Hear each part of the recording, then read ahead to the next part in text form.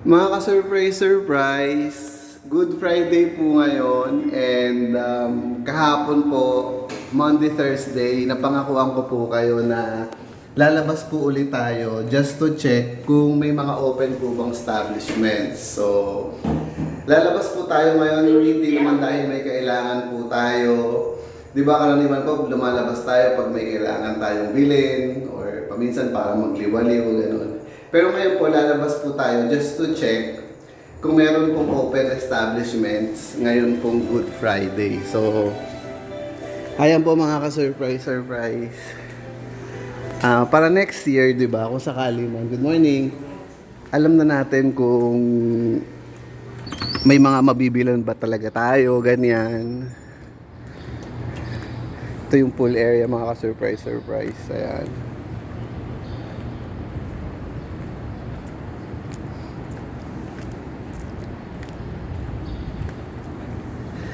At may bonus pa pala ako mga ka-surprise. Hindi lang po yung mga establishments na bukas ang titingnan natin. I know maybe baka makriticize ako for this one, but I'll do it anyway. Titingnan po natin kung may ATM po na bukas ngayong Good Friday 2025. Yon. So katabi lang po natin ng SM. Good morning. Titingnan po natin kung meron pong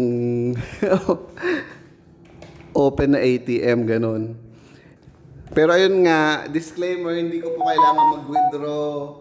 Hindi ko po, equipped na po ako for 2 days na pinaresume ko na close lahat ng establishments na naghanda na po ako ng makakain ko mga surprise. So, wala na po akong kailangan, hindi ko kailangan mag-withdraw. Talaga titingnan lang po natin kung may open pong establishments at meron pong ATM on a Monday, Thursday, and Good Friday.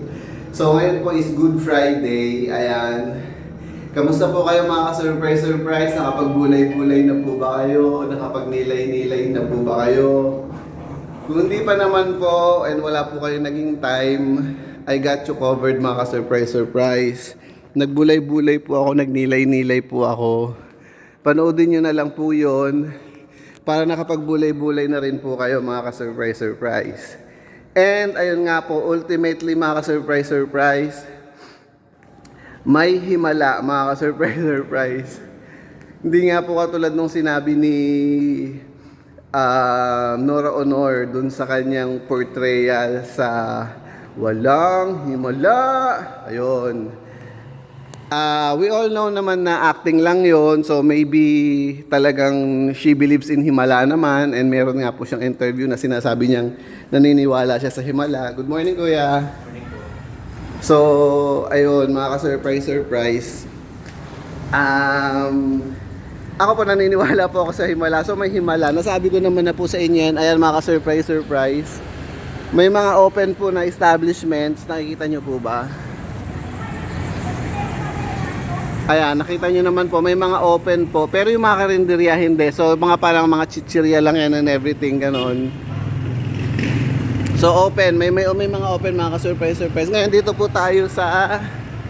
Pupunta po tayo dito, titingnan po natin kung meron pong ATM na available sa mall. Ayan.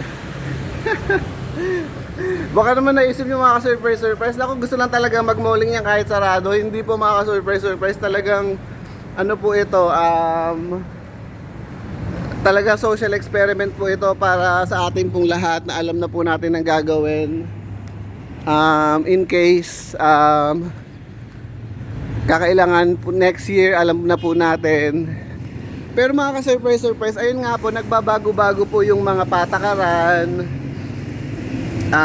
dynamic po ang ating mga rules, ganyan, especially sa religion. Na I mean yung sa religion fix po yun kasi di pa po ang Bible fix naman po yan, hindi naman pwedeng baguhin yan. Pero let's say yung mga naging tradition, let's say yung sa news, kahapon nagulat ako, akala ko hindi na ako makakapanood ng news kasi ano na po ako mga surprise, naging habit ko na po talaga manood ng news. So kahapon, di ba, alam ko ng mga kabataan natin, mga Monday, Thursday and Good Friday, wala na po talagang news. So kahapon nagulat ako, may news pa mga surprise. So ayan, magtatanong tayo dito kung may ATM. Ay ate, may ATM po dito na pwede kaya? Okay lang ate, pero meron. Hindi naman ako mag-withdraw ate. Gusto ko lang malaman para next year alam ko na kung kailangan ko bang mag-save ng ano. So dun sa dulo ate. Tapos gagano pa hindi naman. Pinakadulo po sa Better Living, pero mayroon naman po dito sa hypermarket, pwede po yung Yung entrance. Saan po yung entrance?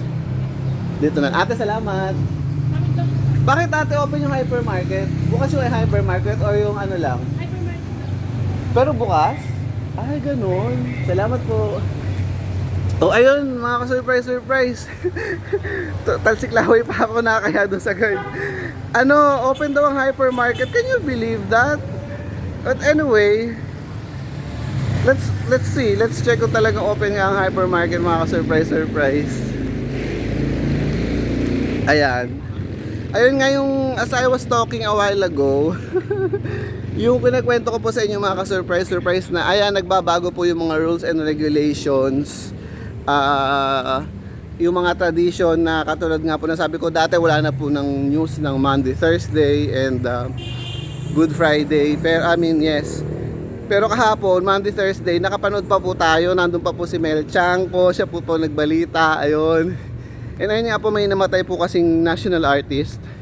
National artist meaning ililibing po siya sa sa libingan ng mga bayani. Ayun, sinore honor po yun mga ka-surprise ng walang himala. Pero meron pong himala mga ka-surprise. Katulad nga ng open daw ang hypermarket. Kamusta naman yun? Titingnan natin kung talagang totoo ba yung open ng hypermarket na yan. So saan kaya tayo pwedeng tumawid?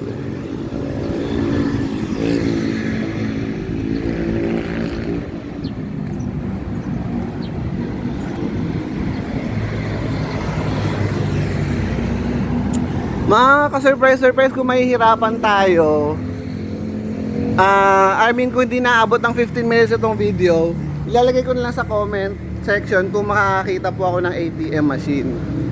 Medyo nakakahiya po yung task na ginagawa ko ngayon na naghahanap po ako ng ATM machine sa kalagitnaan ng lahat-lahat, mga ka-surprise. So ayan po, sarado po dito and ito po yung araw.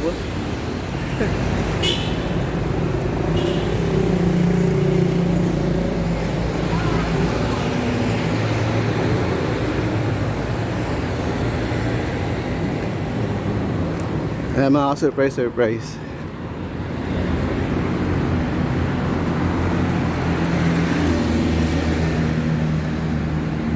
Hindi ko expected mga surprise na hindi lang yung sinasabi ng guard na open daw ang hypermarket, ang hindi ko rin na-expect na tawag dito na ma-expose ako sa araw. Parang tinatakbuhan yata talaga ako ng mga guard dito mga ka-surprise ha. So I don't know how to make tawid, but we will do it anyway kasi since wala namang ang lahat-lahat mga ka-surprise. So ayan, pero paparahin na lang din siguro natin tong guard na to. Tanungin natin kung open nga yung hypermarket.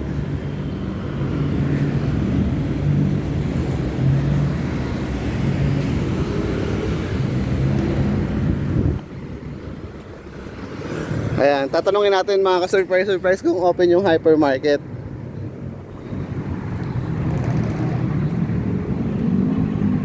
Kuya, open po yung hypermarket? Saan po pa pwedeng tumawid? Sige kuya, dito na lang ako nang bahala. Ako rin yung kawawa. Sige kuya, salamat po. So ayan mga ka-surprise, tumawid po tayo dito. Pero okay lang po yun since wala naman po masyadong tao. So ayan po mga surprise. Medyo nakakahiya po yung ginawa natin pagtawid. Pero nagpaalam naman tayo sa guard, so okay lang. But I cannot believe it. Talagang open daw ang hypermarket mga surprise. Saan kaya pa pwedeng pumasok? Tanungin natin.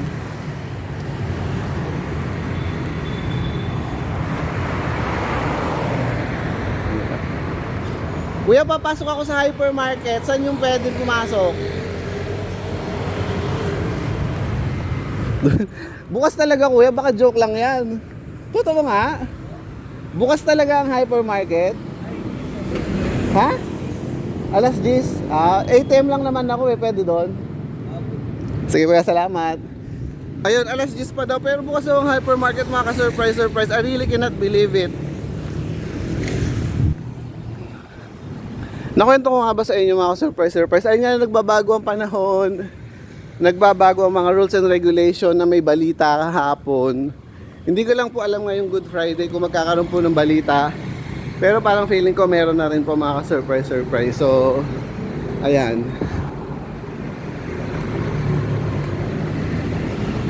Sana makaabot naman tayo sa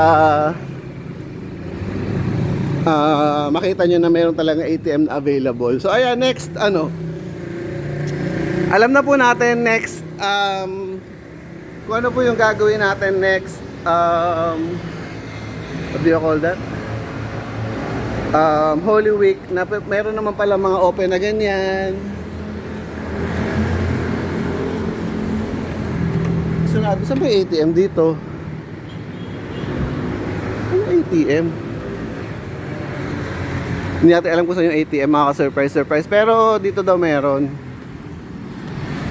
Pero all in all, ilang beses ko nang tinanong yung mga guards, open daw po ang hypermarket. So,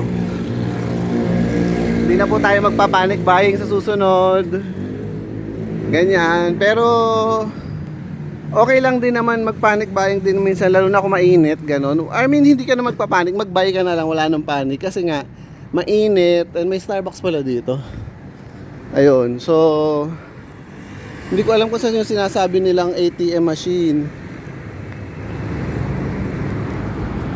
O siguro hanggang dito na lang mga surprise. So ang hirap ang hirap pag wala ka pa pagtanungan, hindi mo alam kung saan yung magtatanong. Ayun. Pero isakto na po nating 15 minutes mga ka-surprise. Nakaka 12 minutes pa lang naman po tayo. Titingnan po natin kung saan, kung ano meron dito mga ka-surprise. Makikita na rin natin yung Azure.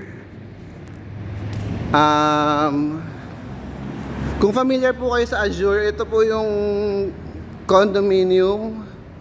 Sa tingin ko, it started all the, what do you call this, staycation in the city.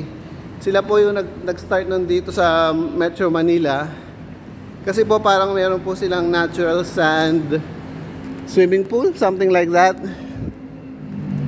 Ayan, Azure po yan. And syempre pa si Paris Hilton po yung nagpasimula ng lahat-lahat mga ka-surprise. So ayan, dito po tayo pumasok sa car park. So ayan, ghost town po ito mga ka-surprise. Kamusta naman, di ba?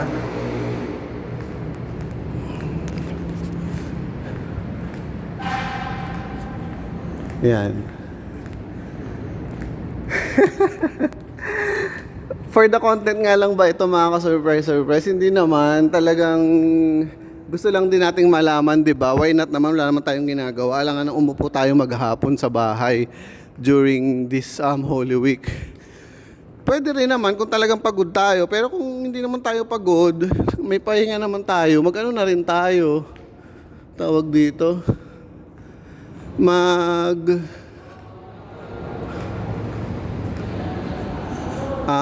Mag-ikot-ikot na rin tayo, 'di ba?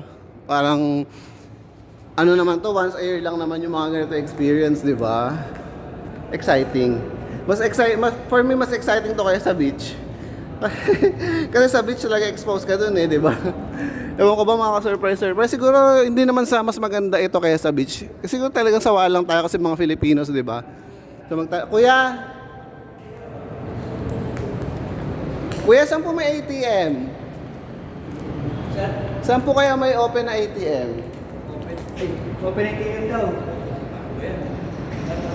Ha? Alas 10 sa loob kasi, ganun. Okay. Pero at least mag-open But, Yun, yung ATM machine lang. pero yung hypermarket hindi. Ang hypermarket, alas 10 na yung open nun. Open, mag-open po talaga sila. Grabe, ATM ano? ng pero bangko sa... Oo. Salamat kuya. Salamat po. Balik na lang ako last G's. Eh baka pwede rin lumabas dito. Yan. Dito lalabas tayo dito mga ka-surprise. Surprise. Ay naka 15 minutes na po pala tayo. Sige kuya, salamat po. Naka 15 minutes na po tayo mga ka-surprise. Surprise, puputulin ko na po itong video. And yun lang po.